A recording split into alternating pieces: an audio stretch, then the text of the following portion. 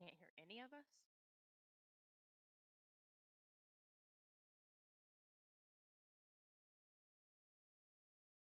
It's okay. Properties, microphone, Logitech, USB. Huh. And they should be able to hear me at least. Wasn't that interesting? Browser audio. Nope. We'll continue digging into that, but in the meantime, we do know that we will have podcast listeners that will be able to hear us quite well. So we can sort of continue to start covering the topics if you want to continue, Tiffany. You said that's a pretty strange fear. I haven't heard of that one, being afraid of like feral dogs and wild animals, that kind of thing. Yeah, so actually, Dan has a story of something that he always wanted to see in a haunt. There are like a couple haunts where they do like there is like kind of like a dog house or a dog patch, and they kind of do play it up. It's not really something you see too often. Like a lot of the times you see werewolves or something like that if you're going into like feral animal territory. But I have seen them at haunted houses, but not really overutilized, or really utilized a lot. I don't really know how common of it as like a phobia, but I just know that's just one thing that definitely sets me off. So It's cynophobia. I just had to look it up. nice. Xenophobia. Xenophobia. Interesting. Yeah, we've seen Uh, quite a few out here that do use the like dog attacks, like you're saying, they'll have some in like the dog house, and they'll have some type of movement where they'll come out growling and barking and all that stuff at you. But yeah, See, what I've asked for and wanted to see in a haunted house is a narrative where they're doing a dog pursuing you the entire time. And it's Oh a my. scare forward trick I want to see somebody do of um, rustling in grass or whatever crop you're in, growling of the dog, things like that, that's just constantly behind you. So it would be a motion sensor to activate stuff that's behind you to keep you moving forward. And then right when you get to the exit, it would be animatronic prop dog that comes out barking and snarling the entire time. I have seen an that would be animatronic dog that is gigantic that I swore was a small horse, and I can tell you they are incredible. I'm envisioning somebody trying like the rabbit they use at like a greyhound race. Have some kind of like string or pulley system, something that comes running up behind you when you're not thinking about it at a inhuman speed. Yeah, I could see something like that happening. Dan, what's your most irrational fear? What would scare you the most? Honestly, this is just a personal one. I refuse to touch my eyes. It's not an external fear. It's something about the sensation of touching my eyes and being sensitive about it. It's why I constantly wear glasses. I refuse to get contacts. It's things like that, which apparently that's also an actual phobia. I had to look that one up too. A metophobia. And Phobia. it's interesting because it's not. I don't think it's something someone could externalize to freak me out, but I do know that I am bothered by other people touching their eyes. So I guess that could get played up somehow. Yeah, I could see that. I could see that getting played out in Somebody getting some right in way. your face and, oh, my eyes are itchy. Yeah, I That don't would know. be yeah, I mean, something interesting. like that. Yeah, yeah, maybe. I mean, really does it good bother makeup you artists. if it does it bother you for other people to like tell you they're gonna touch your eye? Uh, yeah, people don't Okay. go near my eyes. It's one of those things of like my eyes are off limits. So is it just your eyes, you touching them, and other people touching your eyes specifically, or is it anybody touching their own eyes? It's very specifically my eyes for me, but I still get slightly uncomfortable when I see other people touching their eyes because it's something that just bothers me. It's discomfort there, but I'm phobic about my own eyes. No, I could see So that. the I could see it being a little unsettling. I don't like that either. I think it's gross when people like just poke at their eyes and stuff. so the story that I have of like how we used to get out tree bark and stuff when we would climb trees, we would take a pocket knife and take out the splinters out of our eyes. Like that, no go. You wouldn't Oh take the God, splinter out of my she's eye. gonna talk about the grandpa with What? the knife in the eye thing. Oh God, just talking about it No. bothers me. I think I have a new fear, guys. Yep, We'll I get think I'm into getting on the mine same here in a page here. minute or two, but yeah, Um, now we know Nora's afraid of spiders. Nora, do you want to tell us about your fear of spiders? Yeah, sure.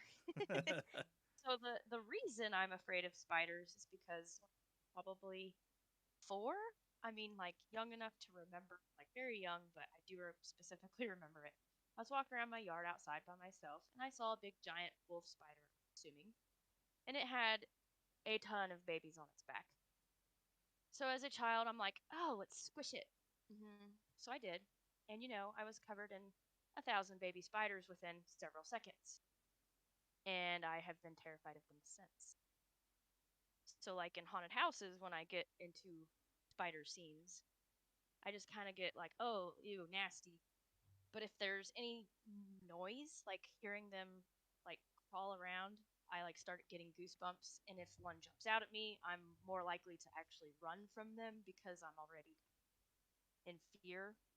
So, yeah, spiders is the thing for me. I mean, there's several others too, but spiders is definitely number If any of the props ever get any like secondary movement, like they're made out of something a little bit softer, where as it's lunging out or moving, the body in some way, if the legs and stuff start jiggling, and if they're hairy, especially, yeah, it really bothers her. one. Or if I'm in a spider room and the lights go. Ooh. Ooh, yeah, that one Because would be a little there's a haunt me unsettling. visit that. So does Yes. the like fish line that they have sometimes, like when you walk through like the hallways and stuff, does that do That anything for doesn't, you? not really. If there's spiders hanging from it, I'll try to avoid those intentionally. And then we were in a basically like a crypt haunt one night, and an actor realized he was afraid of spiders, so he took one out of a scene and gave it to Tyler to traumatize me with throughout the rest of the haunt. Just like a little rubber spider, something I could carry around in my hand, and every once in a while, I just reach up and set it on her shoulder, and she'd be like, "Freaking stop!" Oh, that's great. Quite entertaining. Yeah, and we get these black ones in our sinks here at the house. I don't know why they come up through the drains, but they get stuck in the sinks. Most of So them are the jumping spiders, the fuzzy ones. Ah, That's what I call them, fuzzies. yeah, but I can't get in. I can't get near the sink. I can't brush my teeth. I can't do anything if that spider's in there because I don't want to wash it down the drain. Because I did that one night and thought it was safe and started brushing my teeth. And this quarter-sized spider come up jumping out at me and scared the shit out of me. I threw the toothbrush, took off running. Tyler's laughing. So I've tried to get them out of the sink. I really have. We have videos of me trying to do this and trying to overcome the fear, and I can't. that's fun. She'll be dancing around on her little tiptoes, have a plate and her napkin and like a spoon or something, trying to get it to go on the napkin because she wants to be nice to it and take it outside because it's a living creature. But nope, as soon as it like makes a move like it's actually going to get on the napkin like she wants it to do, nope, she throws it and she's across the room in about 2 seconds. Can I make a suggestion for you then? Get yourself a like a piece of cardboard, just a scrap piece of cardboard from a box or something, and get yourself a cup. And you're gonna try to lure the spider up onto the cardboard, and then trap it with the cup, and then you can take that whole thing outside. You don't have to touch your spider, nothing. And then you I just don't know if I can get that close to it. well, you could have As soon Tyler as do it gets on the cardboard, she'll bail. Well, have Tyler do it then. So then you can feel better about having gotten rid of the spider, and you didn't have to touch it, and it's still alive. Yeah, Um, it's so bad that there was one in the house one time, probably 2 years ago. A big wolf spider got in, and Tyler was at work on third shift. And I tried to get it out of the house. I stomped, and every time I'd stomp, it'd get up on its legs real tall and come after me. It was like in defense mode. I couldn't sleep all night because that spider was. I have a story about wolf spiders. When I was a teenager, I was living in Southern Virginia with my dad and my stepmom, and we were where we were living was not necessarily the foothills of the Blue Ridge Mountains, but close enough anyway. It's in the mountains. It's in the hills, right? And in that area, it is not uncommon, especially in the fall, to see wolf spiders getting into your house because they're trying to. They realize the cold weather's coming, and they want to basically set up a nest for the wintertime. And so my stepmom one day went to put on her shoes and felt something wiggling around in there. Took her shoe back off, tossed it, shook it out, and out comes this big fuzzy wolf spider. And so, of course, my father and I hear this screaming from across the house, and we come running. What's the matter? What's the matter? And she goes, "That big freaking spider come shaking out of my shoe," and we're dying of laughter, right? Because we're like, "Yeah, all right, settle down." Well, we couldn't find out where it came from. We thought, well, maybe just a spider got in from outside, from like the screen room or something, and so we didn't think much of it until the next day when I said, "Oh, there's more spiders." And we found out where they were coming from.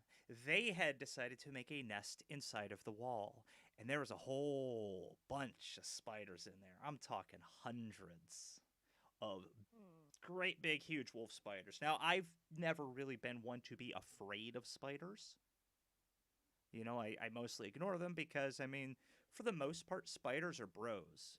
They take care of the flies and all the other stuff in your house.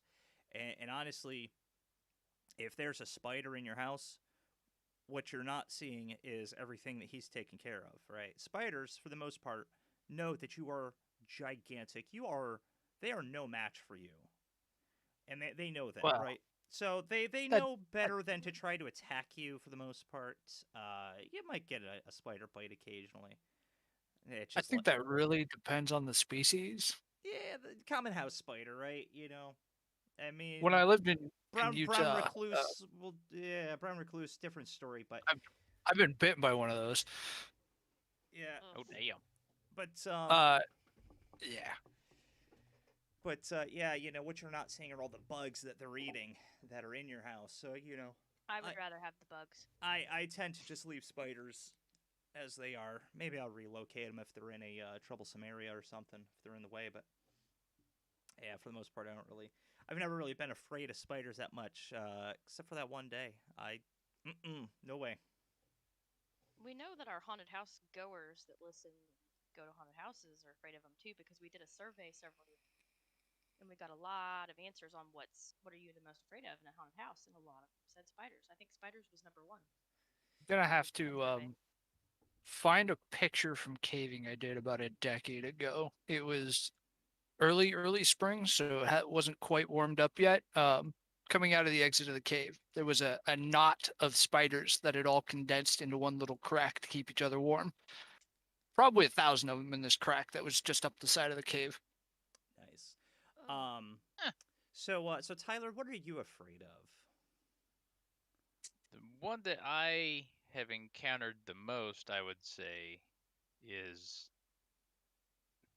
I know we were talking about it before the show, and we said it's the fear of falling. And yeah, I don't like the idea of falling, but I'm less afraid of falling like as I'm walking on the ground, and more of like if I'm 100 feet in the air or 200 Falling feet in the off a air, ladder or something. Yeah, you're doing falling off work of on a a roof. catwalk or a ladder, yeah, or a tree, something like that. But I will give a little bit of credit to my former employer. I used to work at a big factory down here, and there were always multi levels of things that I would always have to climb up, and all of the grading and catwalks and stuff was all see through. So even if I was, a couple 100 feet in the air, there was nothing stopping me from looking down between my feet and seeing the ground all the way down there. So I mean, I always knew I was safe, and that helped out a lot.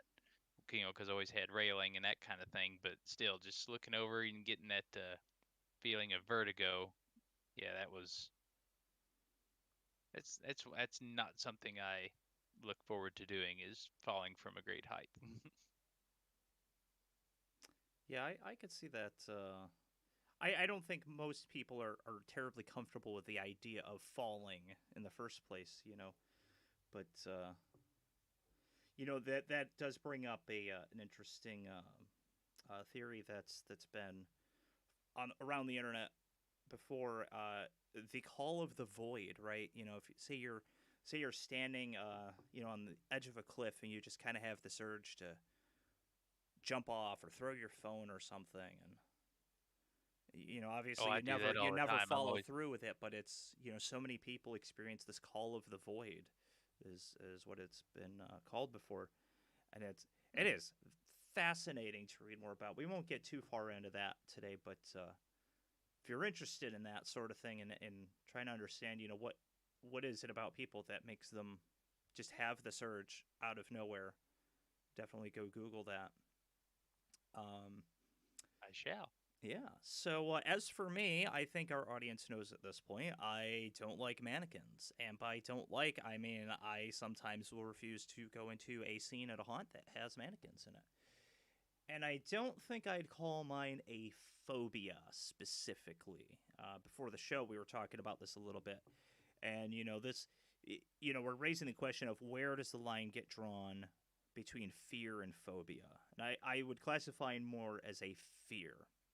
And I think the reason is because I can go to a department store, I can go shopping for clothes, I can go to places that have mannequins, and it doesn't bother me, right? I think for me, it's a very context specific sort of thing, right? It's obviously in this well lit store with a bunch of people walking around like nothing's going on. Like that doesn't bother me, right? I can go up to the display where the mannequin's wearing the jeans and I can pick out the jeans I like, whatever. That doesn't bug me too much. It's more so when the mannequins are set up in a way such to invoke this sense of uncertainty, the sense of creepiness and spookiness, I guess. This idea of you walk into a large room and there's 100 mannequins all stood up and there might be a live actor in there with them. And if it's barely lit, the lights flickering and you walk through and you got to weave in and out of those mannequins, no way. Just it's not going to happen. You don't like mingling with the mannequins, Brian? I don't like mingling with the mannequins, and that's maybe I should have named the episode of the podcast "Mingling with Mannequins." That would have been a good Does one. it matter how they're dressed at all? Like you could just walk Like- in, they could be naked. Like as long Okay. as like I think for me in a haunt specifically is if I think that there could be an actor hiding amongst them. That's kind of what gets under my skin a little bit because I don't know when that scare is going to come because that actor could be anywhere. When I walk through a scene, having worked in haunts before, when you walk through a scene, you immediately know there could be an actor there, and there.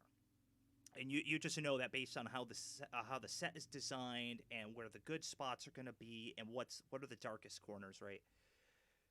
But when you walk into an open room and it's just full of mannequins, well, there could be a live actor standing right in front of you. You'd never know it.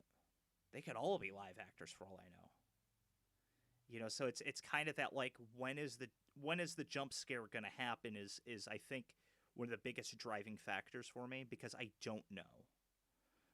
I've talked about a specific scene before at the haunt I used to work for Frightmare Farms where you walk in and the scene is, I don't know, I guess you call it like a bedroom sort of scene. And the costuming director or manager or whatever you want to call her name's Grace. She's the sweetest lady you'd ever meet in your life. But she's very short, and so there was a mannequin that's about the same height as her, and she does this bit where there's a mirror frame in the middle of the room, and you have to basically walk very close to where she's standing or where the mannequin is standing, and you don't know which one it's going to be until you're right in front of it, and so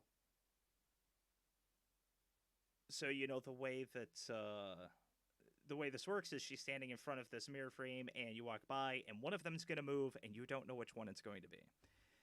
And it's really creepy because they're both dressed up exactly the same. They're both the same height and you have to get very close to one of them. It's And, always cool when they're able to disguise a mannequin to look very, very similar to what they know. Right. Well, is it the live helps. actors It gonna be helps in when there. the mannequin has the same build as the actor, and you can put them in the same costume and the same mask and all that, and it definitely helps a lot. Exactly. Yeah. But yeah, I almost wonder if your fear of mannequins is actually mannequins, or if it's just that that trepidation, that unknowing I think that's if there's probably going to be an more it. actor. I think that's probably more along the lines of what's going on there. I'm definitely, if I were to walk into a warehouse, even without context, just walk into a warehouse that's full of mannequins, I think I would still be very on edge. Uh, just because I guess I've always associated mannequins with this kind of uncanny valley sort of thing, right? The more Yeah, they're human they very. look, the more it freaks me out. It's very, very uncanny valley sort of thing, right? Yeah, yeah. I think there's is it. Don't quote me on this because I haven't looked it up yet, but I will look it up now. I think the word is. Oh, maybe not. Okay, I looked up the definition of surreal because I was thinking that was uncanny might be the right word. Yeah, The so one uncanny where it's valley. very human looking like. Well, so uncanny valley is the basic concept of, let's say, a robot that looks very, very human, almost real, but there's just something about it that you can't put your finger on, and Mhm. it's really just unsettling and creepy, and you can't. It's so hard to articulate what exactly is off about it, but there just is something that is just, this isn't a real person. Yeah, something's tipping you off that it's not real. Yeah, you're right. That uncanny valley. Looking at a little blurb from Wikipedia, it's the region of negative emotional response towards robots, in this case, that seem, quote, almost, unquote, human. It's Movement amplifies the emotional Yep. response. Yep. Yeah, this was commonly run into with photorealistic computer graphics. It got really weird for Final Fantasy: The Spirits Within when that movie came out because it was so far ahead of other CG movies at the time, and they made the voice actors, uh, characters very similar to their actual appearance in the movie. Yeah, it can get funny, especially in the early days of computer graphics and all that. At this point, I think we've desensitized ourselves, just as a society, I think, to that. But it'd be interesting to see the reactions of people who maybe have never seen computer graphics. Take one of the tribes people, from somewhere in the jungle in South America, and if you were to show them computer graphics, modern computer graphics of a person, how would they react to that? So in 1998, there was a survey done by the British Journal of Psychiatry of more than 8,000 participants, and they found that some of the most common phobias include acrophobia, which is a fear of heights, arachnophobia, which we just discussed, a fear of spiders, autophobia, which is a fear of being alone, which, I mean, who's not afraid of being alone, right? Claustrophobia, which is a fear of small spaces. I think a lot of people are pretty familiar with that one.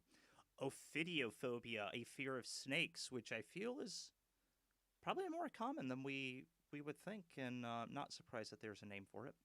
And trypanophobia, a fear of injections, which just seems oh so apropos given the current political climate and things that are going on in the world today with everybody getting their vaccines. Which has everybody here gotten their full vaccine series? We Yes. have been vaccinated. We Yeah, should be. It's been over 2 weeks ago. We should be good. I got my second Pfizer shot last Thursday. there you go. Yeah. How'd you guys feel? I know Tyler and Nora, you guys were feeling a little under the weather the day after. We were out for about a half a day, had the whole hit by a truck feeling, and but surprisingly and luckily, thank goodness, as soon as we got caffeinated and kind of started moving around and doing some things, it just kind of went away. And knock on wood, we haven't had any symptoms since. Yeah, yeah, that's been the consensus out of most people that have side effects. I felt like I was hungover for a day, and I just kind of hung around the house drinking Gatorade for most of the day. I It helped. I felt like death, but Yeah, you know, I mean it happens.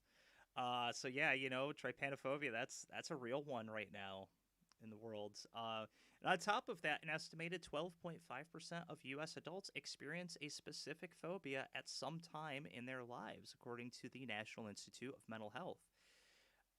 I think that's a really high number, to be honest with you. A specific phobia. I mean, I don't know. I guess when I start to think about it, it kind of makes sense, given how many phobias there really are out there. Um, I mean, there's a book of nothing but phobias for every random little thing. oh yeah, yeah. And the DSM-5 manual talks about different phobias and the different characteristics you need to display in order to, I guess, be officially diagnosed as having that phobia. So on that topic, what sorts of fears and phobias are we just not seeing in haunts, and how can haunts capitalize on these? I'm thinking, fire and water, this fear of drowning or this fear of burning alive or something. I can imagine it'd be very hard to do for safety reasons. But I mean, like trypanophobia, this fear of injections.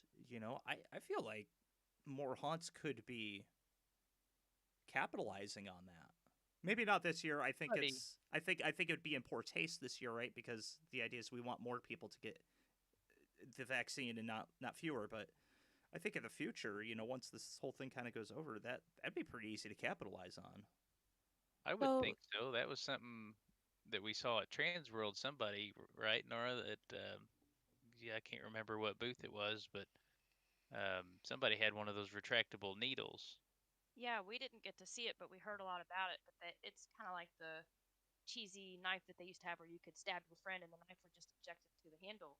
But Ah, apparently, there's a pretty realistic needle that they were selling that does that now.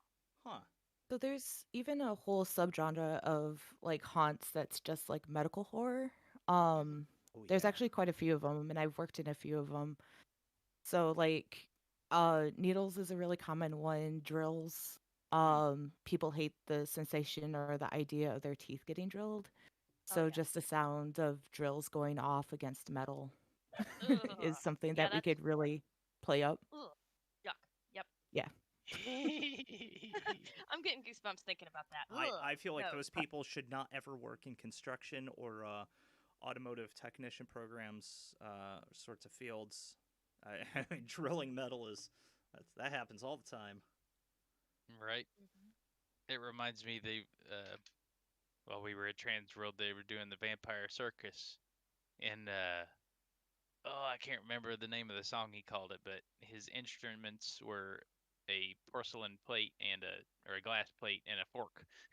Hmm. He was playing it in front of everybody, and everybody was like, "Oh no, you gotta stop!" And yeah, it was funny. And I've never seen a haunt do that.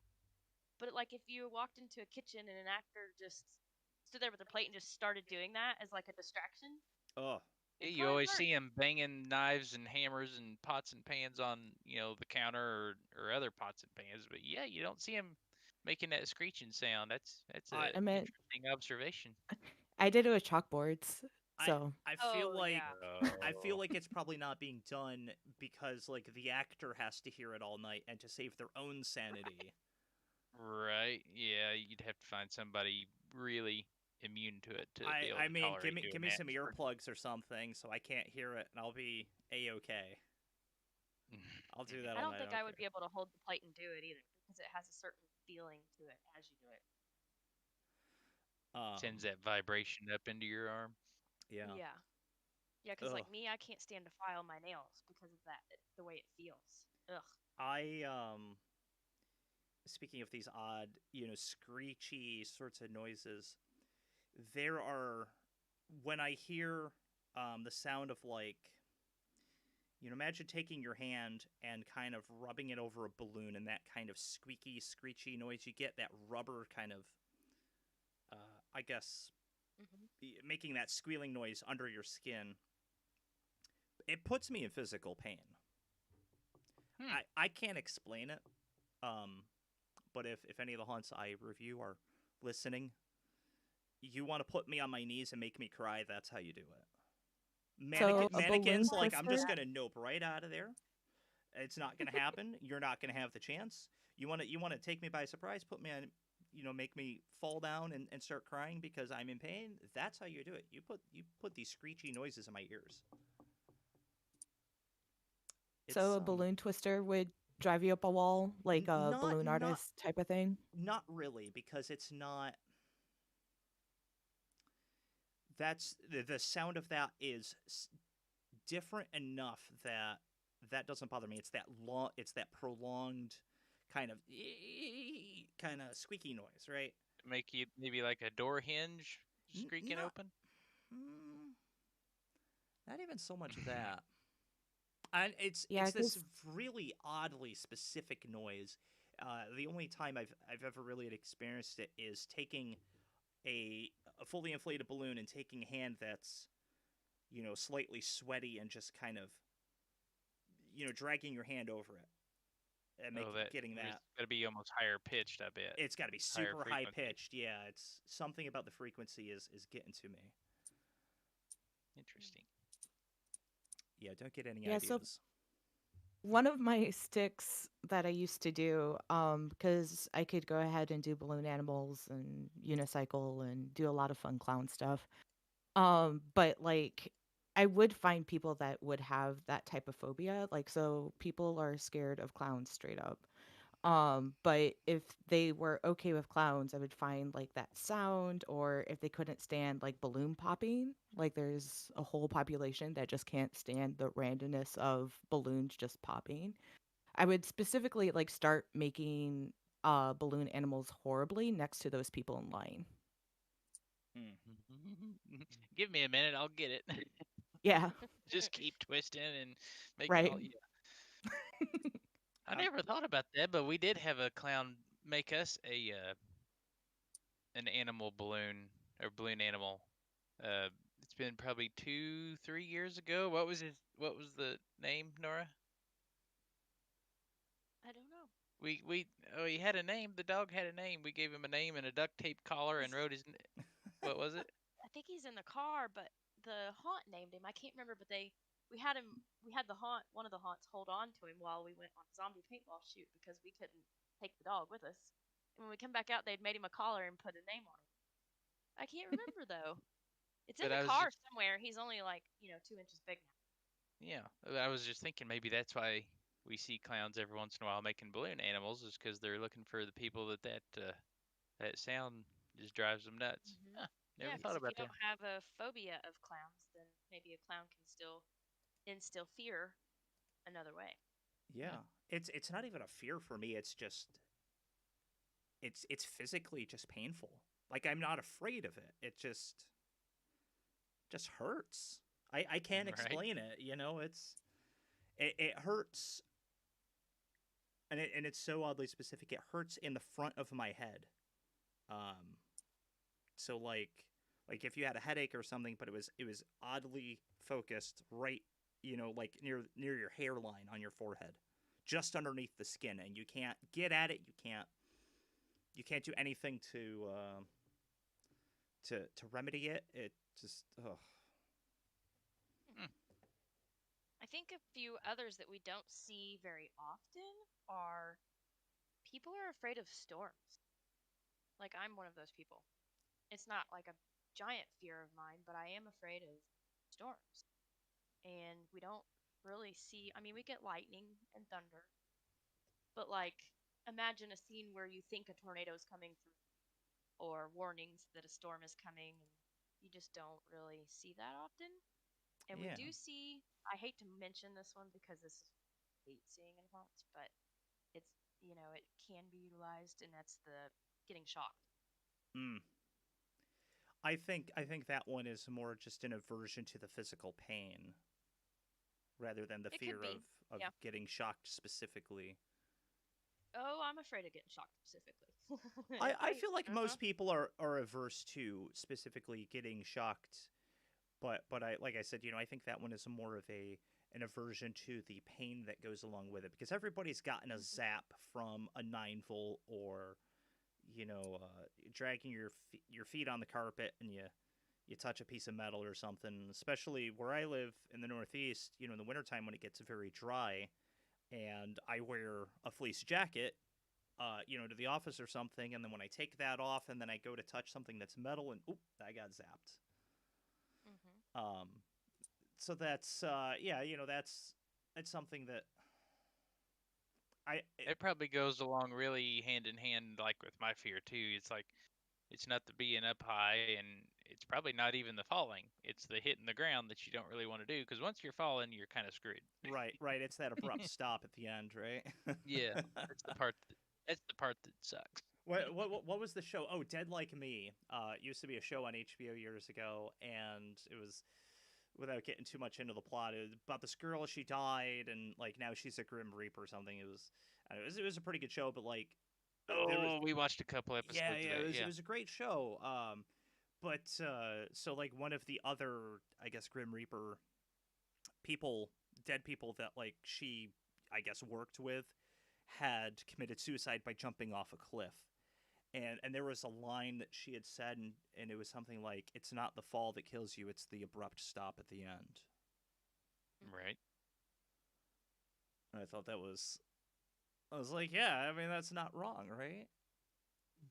It's not. Don't really have an argument for that. Yeah, I can't argue with that. It's not wrong. The falling might actually be kind of fun, but it's Yeah. short-lived when you realize, hey, that stop, that might be it. There might not be any more after that. Yeah, Anything. right. Yeah, Um, and I think how they have to like play it up like haunted house style is I'm pretty sure all of you guys experience like the elevator scare. Mm-hmm. So like it Yes. rumbling and then it's like, oh oh my yeah, God, free elevator. falling. Yeah. Um, but I think that's probably about the closest. Like I've been in haunts where like the ground shifted or you go ahead and you walk on grading so you have the sense of feeling high up high. Another one is the infinite mirrors. Ooh. So you could make it look like you're right next to like a elevator shaft or some type of like deep hole by using the infinite mirror kind of setup. Um I've but seen a yeah, couple really good examples of those. One of them with the elevator specifically was at Nightmare on Edgewood, and they put TV screens in the ceiling and the floor. Both were going opposite directions. So as you had the feeling of the elevator moving around and you'd look up, you'd see, in this case, they were lowering you down, and you'd look up and the shaft was going away from you, and you'd move down and you could see the ground and the shaft moving towards you, and then it would simulate the coffins, or not the coffins, what the heck am I talking about, the cables snapping and breaking, and then you go speeding towards the ground.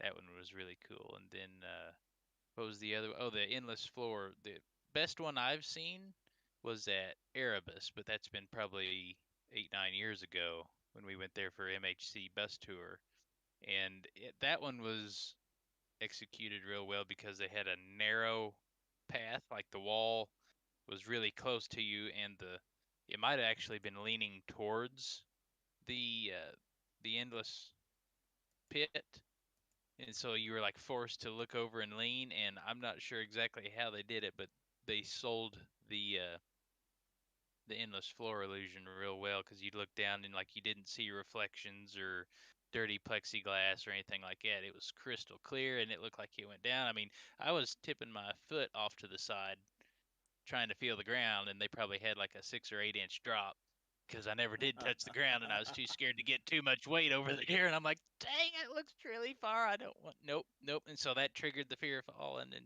I yeah, did the same thing, only I let my foot barely touch it, and it felt like it was like over a foot because I scared the shit out of myself too, trying to see how far it went.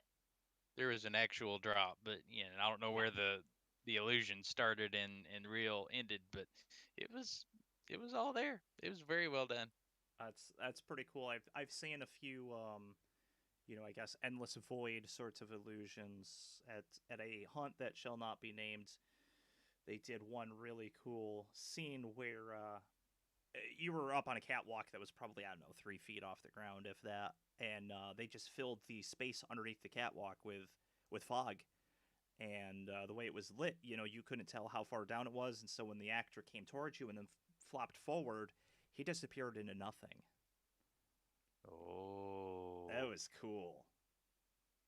interesting. you Yeah, so don't so know he probably where just the nothing he probably goes. just fell forward off of the end of his platform, which was, I don't know, let's say 8 feet away or so. And so when he falls forward, he's just falling onto a soft mat or something on the ground that's a couple feet down. But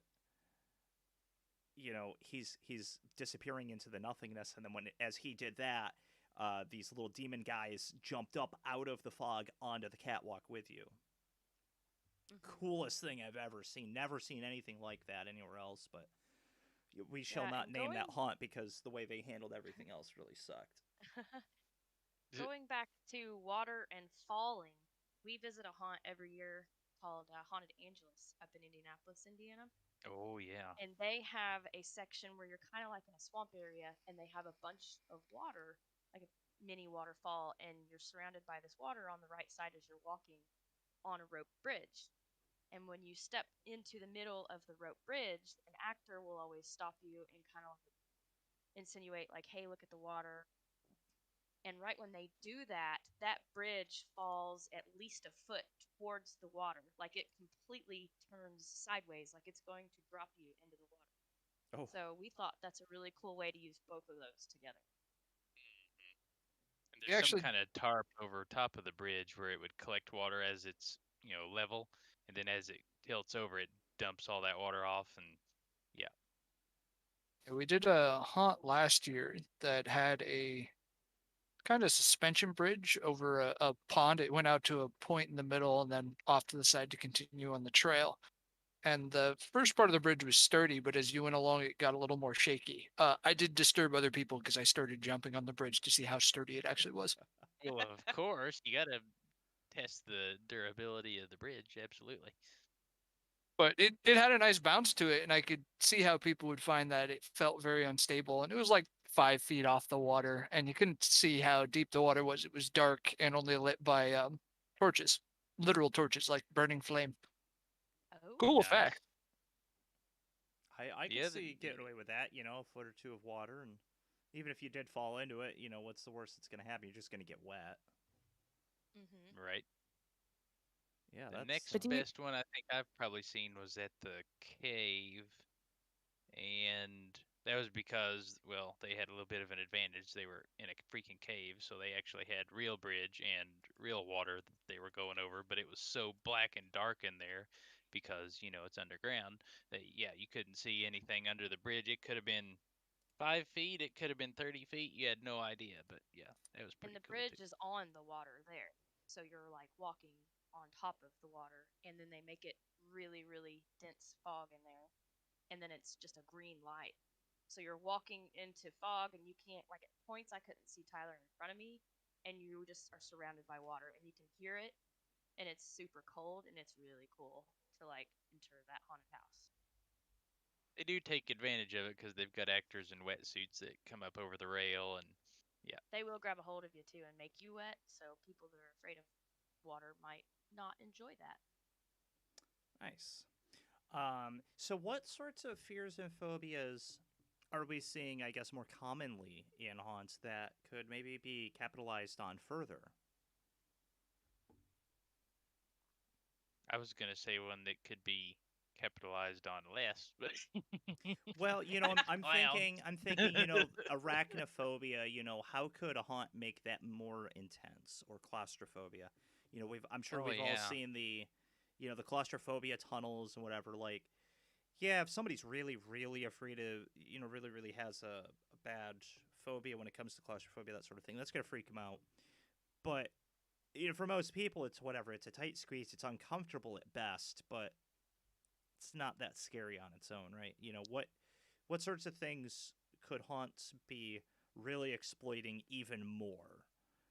I'm thinking like fear of snakes. I know of one haunt that uses real reptiles in their haunt, real snakes and all that. And I, for one, am not comfortable around snakes. Not afraid of them. I just have a very healthy respect. you don't like the danger noodles? I do not prefer the nope ropes. The no ropes. I tell you, they're rather nice. Oh, I'm sure they are. I'm sure they are. I'm fascinated by everybody. snakes. Really, I am. I subscribe to a YouTube channel about a guy in Florida. He owns a wildlife, I guess, park, if you will, and he's got a bunch of venomous snakes that he keeps. He can keep them. I'll let him have those.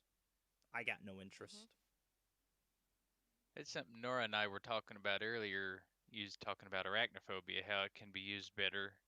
And what we've seen a lot is like, yeah, they'll go through the work and create the room, but like if all it is static props and maybe some sounds, then that's sort of triggering the phobia, but it may not be the best at actually instilling fear, especially in those cases where people aren't arachnophobic.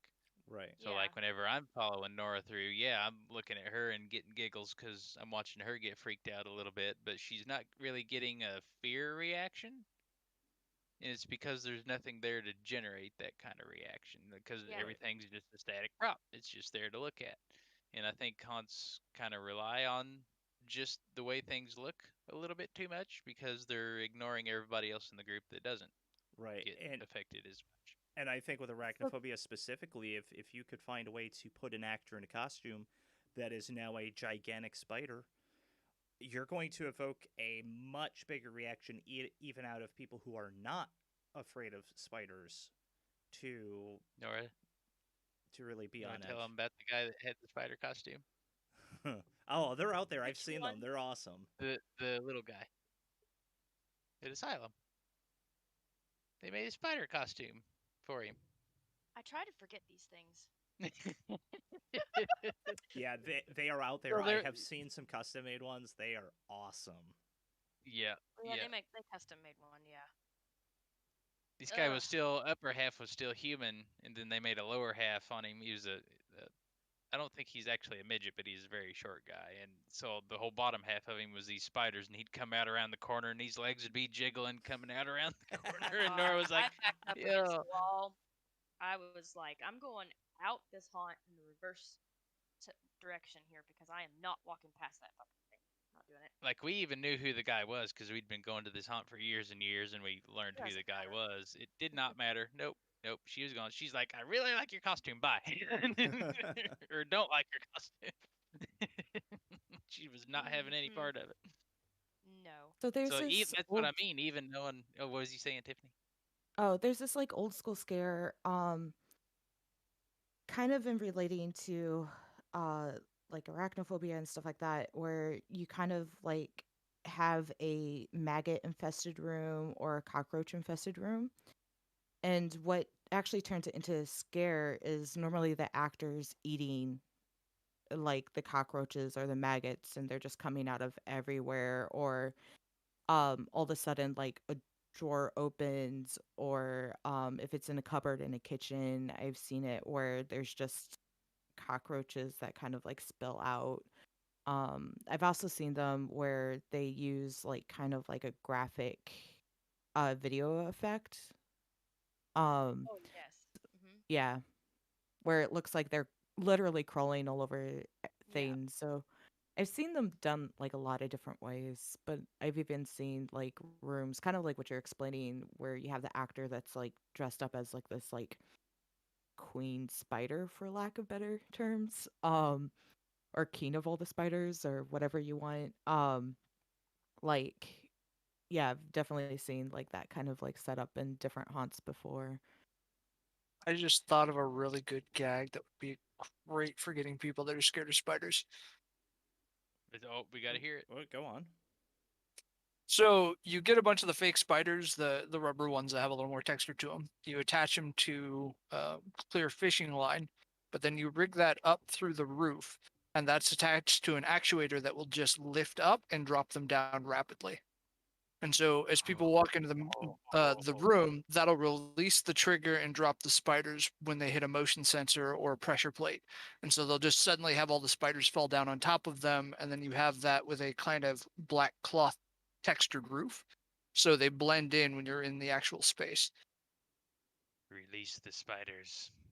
Yeah, it would, Nora would have an aneurysm if a bunch of spiders dropped on her from the ceiling. That might make me go to the floor. I don't know. it's this is why I need to not be thinking about these things, because I can think of some really bad traps like that. If you're a haunter and listening to this podcast, Tyler, Shut get up. some ideas. It knows. Well, I'll tell you, I've I got wanna an see idea, and we can. This would be interesting to see how Nora reacts. So we have an article here that was shared by Dan earlier from arthropodecology.com. And basically, this article says that you are pretty much always within 3 feet of a spider. 3 meters. 3 meters, yeah. So 9 feet relatively. Well, this says 3 feet. The article says 3 feet, and wolf spider densities in Arctic tundra habitats are just under 0.5 per square meter. Um, it it's actually pretty true that you're. So Morgan Jackson commented on the post, asked about whether it was true that you are always within 6 feet of a spider. This is one of the common myths, along with do spiders bite? Um, yeah. So this doesn't seem to be fairly consistent on how far away from spiders you are at any given time, but needless to say, you are actually quite close to a spider almost always. As a Ugh. general rule of thumb, you're always going to have one pretty damn close to you. Yeah, under the floorboards, Currently above, looking. between the roofing or ceiling, especially when you're in natural environments, right? Think about when you go hiking or camping. There's always going to be one nearby. Actually, if you're terrified of ticks, deer ticks actually drop down on you from the trees. So that's Yeah. something to be aware of, especially in pine forests. And I went hiking, I want to say 2 years ago with a friend, and we passed through a stretch and then decided to stop and get a drink. And when I pulled my backpack off, I probably had 30 ticks on my backpack. Oh yeah. Oh wow. That's impressive. I'm less concerned I about the ticks when I go hiking because I carry a tick key. I'm more concerned when I hike through pine forest about porcupines because they like to jump out of trees sometimes too. Apparently, they're drunk little bastards. I've never heard that. Neither have I. I was camping one time and it was getting pretty late and I heard this thunk out behind the lean-to and turns out a porcupine had fallen out of a tree. I don't know mean, that I've seen I them don't up in know that he trees. jumps. Oh yeah, they go up pretty high in trees. Was not aware that they were tree climbers. Yeah, yeah. Heard one go thunk out of a tree because I looked and there goes a porcupine running off, and I'm like, what the hell just happened? I learned something Really? about porcupines that day. They go up trees. And apparently they come down trees. Yeah. I'm wondering if perhaps it was if it lost its balance or its footing or something up there. Not sure Yeah, that it that almost was had to necessarily intentional. missed a branch or got in a fight with a squirrel or something. I mean something. Yikes. Right? Mhm. So yeah, I wonder if there are any other fears, kind of like we were talking about with the spiders. If there's any ideas where they could execute on those a little bit more. Mannequins. Fear of the I've unknown. That one's harder, but Yeah. it's Well, definitely something. I'm thinking with the fear of the unknown, right? These darker kind of what's around the next corner sort of fears, right? And If I you, feel like sound can really play on. oh, absolutely, right. One of my big things when I go to a hunt is I try to predict what's going to be around the corner. I try to peek around the corner before, whatever's around that corner can see me, right?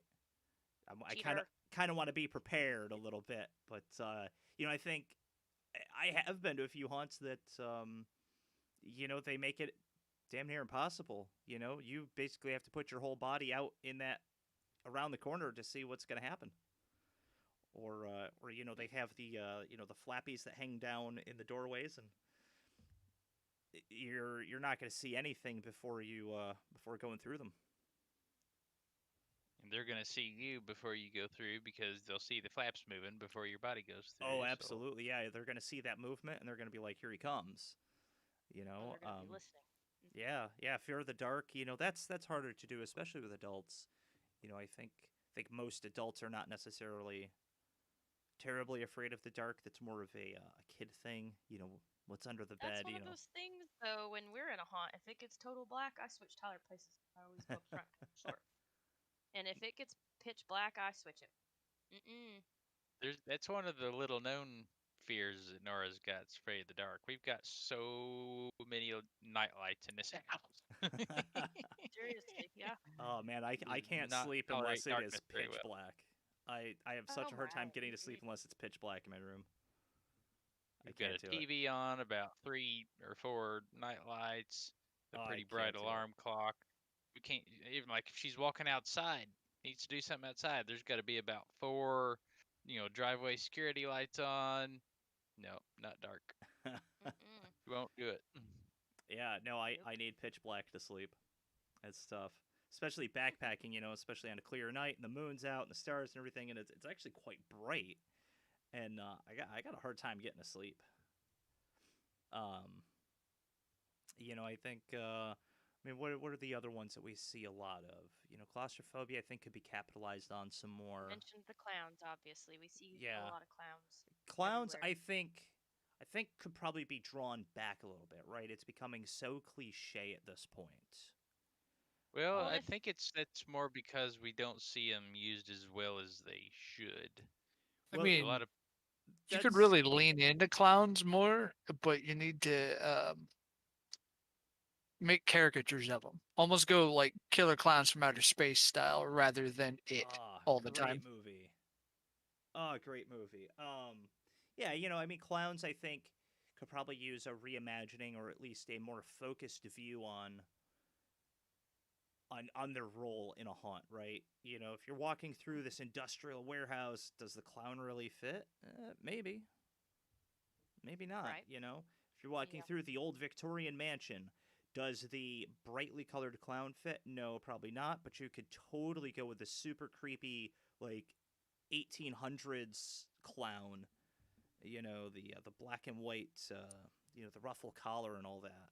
Totally go with one of those super creepy and it would fit in with the scenery pretty well there. and they Um, really are characters that can kind of say about anything as it's only funny and it's more like weird and just remember clowns are generally hired as entertainers. right. So, what would they be doing in these scenes as some sort of entertainment, but more to entertain hot guests? So, I mean, I think that a lot of times they go more for they're funny, but They it's go like more we for was the talking John about with Wayne the Gacy spiders. sort of clown rather than Bozo the clown. It's like hmm with the spiders, they rely on just the costuming and the makeup to sell the illusion of a clown, and they think people are just scared of clowns for the sake of being scared of clowns. But that, and some are, but right? Yeah, that. I mean, there's a lot of people that are scared of clowns, but there's also a lot of people that aren't. I'm one of those included, and it's you know, I'm probably among the group of people that think clowns are getting kind of old because Yeah. there's only so many ways you can, skin that cat without, losing some originality anymore. Yeah, I But think still, if you get some great big burly guy that's intimidating as crap, and he's gonna give me a scare, it doesn't matter what he's wearing, then yeah, you can still get clowns that are scary. and I will say clowns are generally the ones that learn. Some of them are the characters that are more likely, I guess, around here to learn every single nook and cranny in their scene and all doors. So they're usually more likely to come back and jump scare you more often. It's like they're more motivated to do that. They're tricksters, yeah. hmm yeah, and it's I mean, I personally think clowns could probably be dialed back a little, especially having played a clown uh on an occasion or two. It's so much fun to play a clown. I will say that, but you just And Tiffany has too, haven't you, Tiffany? A lot. Oh, yeah. So I've been a clown for crap. I think it's been about 5 years straight. Um, with very like variants and anything else. But a lot of the reasons behind that is like I have this weird thing out of like nervousness or I don't really know, but I laugh inappropriately at everything. So if I'm screaming at you or if I'm like into a character, I'll just like laugh. And it's actually this like really kind of like disconcerting thing that's actually day to day. So that's cool. But when I was auditioning for a role in The Haunt, they're like, "Clown," and I was like, "Cool." It also didn't really help, like, my hair has been blue for the last 12 years or so. So, again, bright colored hair, laughs at everything, and I have, like, an unnatural ability to keep up energy even though I'm exhausted and dead. Um, but yeah, all of that, like, even if I was casting for a clown, I would have agreed and be like, "Yep, that actor definitely needs to be a clown." Um, I don't know, like, clowns, I don't really have that phobia. So my mom was actually a amateur clown, like a kids clown for, um, what do you call it? Kids' birthday parties and stuff. And so that's actually how I learned how to do balloon animals and face painting and unicycling and stilt walking and all that kind of fun things. And I kind of like use some of that with like haunting. But I found like the most that you could do as like a clown character is actually not act like a clown. So normally I have um kind of like a toy like character, or like I had a bear that had like a car horn in it. I had a lunch pail, had a car horn in it. I would carry a shock rod. Um a lot of things that kind of like made sounds or like made loud noises. Not like the expected thing of like the big oversized mallets or hammers and stuff. Like that does have a place, but I only ever like had props like that if I was still walking and I needed like a staff to balance myself because I didn't have a spotter. But yeah, I don't know, like I just know that a lot of people react very violently to clowns. And then, kind of like what I mentioned before, if they're not scared of like my clown shtick of me being a clown, I find something. Like I'm constantly doing something. So either I get too close to them, or there was like one, if I like started whispering to people in their ear, like they were set off. Like they were not having it. So I would find different things like that by like interacting with characters, and I was like a line actor, so I got a lot of flexibility to do that. Very interesting. Yeah. Hmm. You Well, know, we have surpassed our 1 hour mark. Did you have something else you were going to say there, Brian? I was just gonna point out that one of the things that you do see in haunts is this medical horror, I guess, genre, which we touched on Oh, medical lightly. stuff. Yeah.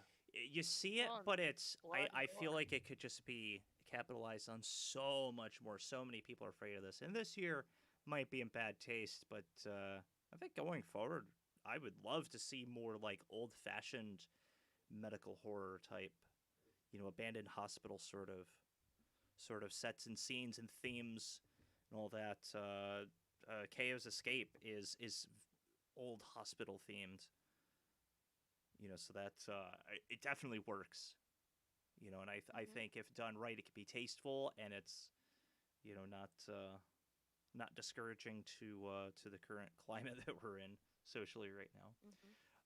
Sure Does thing. We've got a couple haunts near us that are using those quite a bit. American Horrorplex is basically entirely themed around it. It's the inside and the outside of the hospital.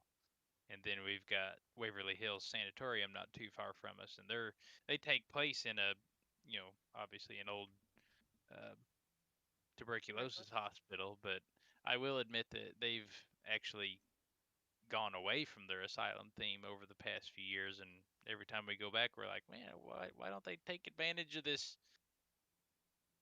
atmosphere that they've got here? They've already got all the rooms and equipment and everything to be perfect asylum themed, and they just haven't captured it yet. But And there has been like this push, particularly with like medical horror, because I know like out here, we had an asylum, and then the asylum ended up getting like a lot of lawsuits, because it was stigmatizing disabilities or basically like mental illnesses and stuff.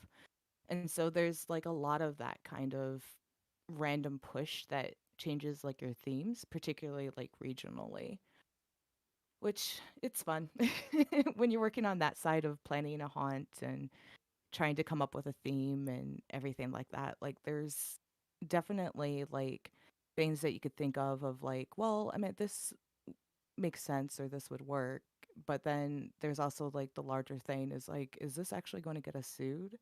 And are we going to piss off like the wrong people by doing this? And Yeah, so who cares who it's you kind of piss like a off? weird balance.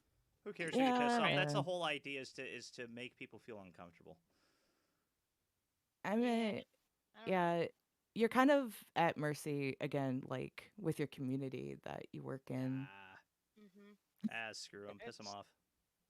I mean, at the same time, you've got the haunted hoochie though. They got the big stink about the swastika night, which was something that they had done for a long time. And every time they get a big stink about something, though, I'd say their attendance stays the same or grows.